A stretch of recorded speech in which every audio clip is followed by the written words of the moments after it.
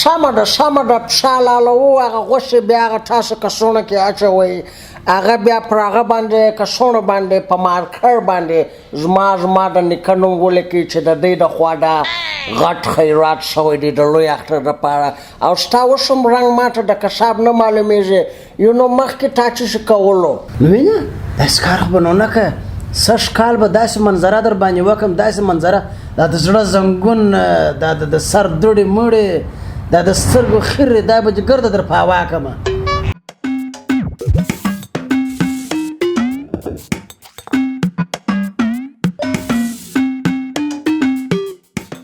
لوی اختره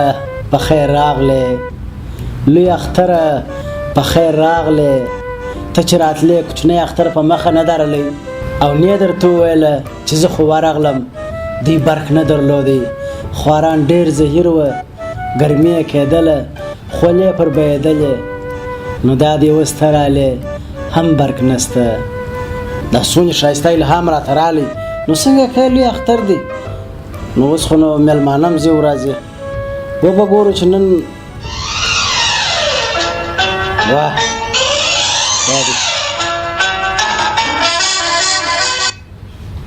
بله سلام علیکم حاجي صاحب جوړه بخیر یې وعلیکم السلام څنګه وروره ښه په خیر یې ګل محمد خبرې کوم هم پېژندلې استاد د کلي ده سید څنګه اختر جو مبارک سه ایمان سلامت ساجد سه نو ما دغه کوي سړی ورسه شدی د کلی مشرم دی حاجي صاحب معنا یو پښتنه پر وکړه د اختر د اول مبارکي به د تورسو د اختر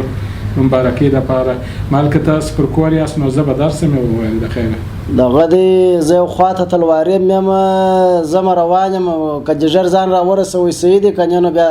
زه دروازه کلپوم بیا بله ورځ راسه د اختر بعد راسه یا حاجي صاحب درځم بس د تلوارې درځم ژر راځه شوره مې د څه درځم سیدي دا بیا وګوره د کومې خواص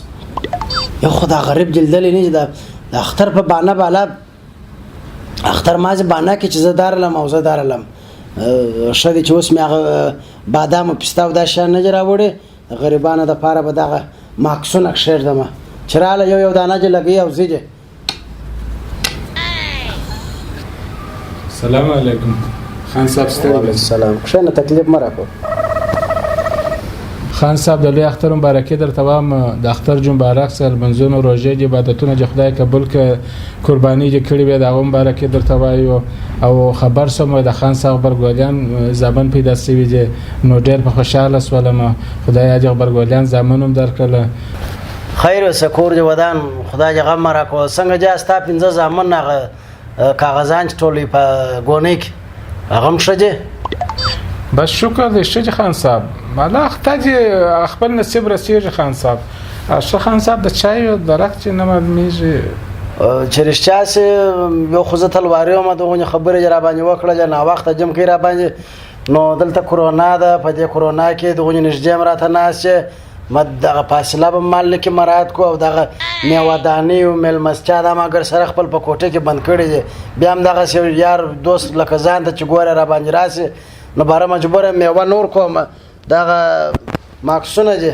دغه ماکس دی واخه د میوې پر ځای دغه دا ستا ژوند در ژغوري دغه ماکس ولګوه بالا خیر و خیرات دی دا ستا دپاره میوه ده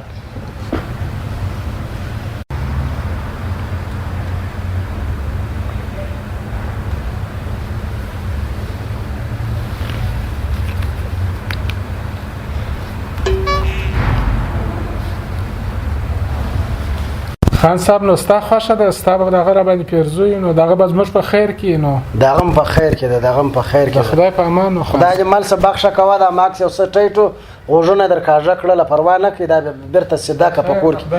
پر بالښته داسې پرېوځه خدای دې مل څه داسې مېلمانه دې راسې مغزه مره خراب کړي نو باره سړی څه ووایي خان صاحب دلې راځه الله دې راونه بخښه کوه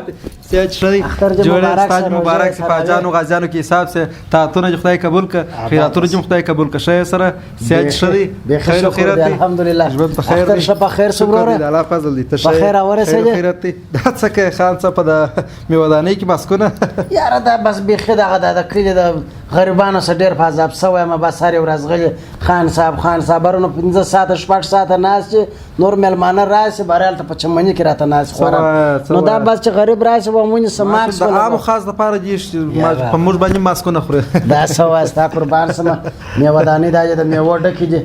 خپلې چایانې شو خپلې میوې راته خوره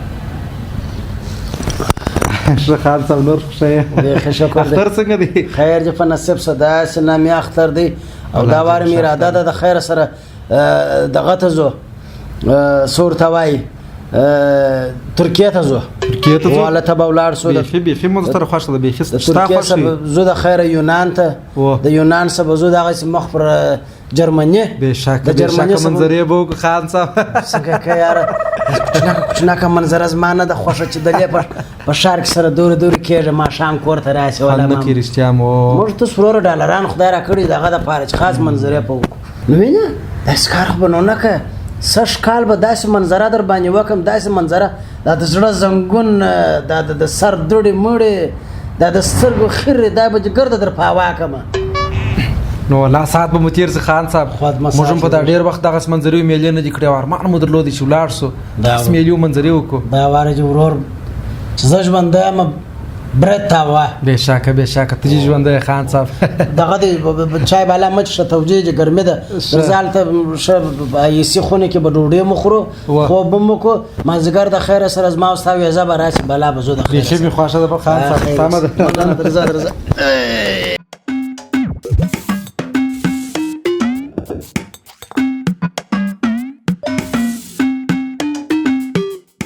ښه دی چې یاره د بلجیم سره راغلی د شادۍ بلجیم دي څه نیکه جوړی ولاړې مړ شو پلار جوړی ولاړې مړ شو ښه دی چې خپل وطن ته راغلی د دې به اختره چیر کې اختر به چیر کې ښه خوند کوي تا ول زه اختره یم کومه نو په هغه اړه ما کساب هم راغوښتی دی کېدای شي چې هغه هم اوس راسي تhank you ډېره زیاته مننه هغه چې ما تا ته $10 راواستول هغه دې پر غریبانو وویشل هغه $10 چې تا راستولي وه پر هغه باندې $10 ټیکس راغلی پاتې سو لسۍ په هغه لسۍ مې ستا په نیکه پسې حلوا خیرات کړل thank you ډېره زیاته مننه خدای دې زما خیرات قبول کړي اوس دا لوی اختر چې زه دلته راغلی یم اول خو دا زه خپل ټول هېوادوالو سره ډېره لو مینه لرم هغه لرمه ما دلته یو پشه راغوښتی دی تا راغوښتی دی هغه ما تا ته چې $10 درکړل اوس هغه پشه راځي لوی اختر دپاره کشاب حلال یو نو واټ کومه دی پشه هغه به خدای خیر کړي ستا $10 به خدای خیر کړي خو ما اوس کساب راغوښتی دی ما پسه ولاړ دی زما ده یو چم به وکړو باره به هغه حلال کړو this is too wet thing also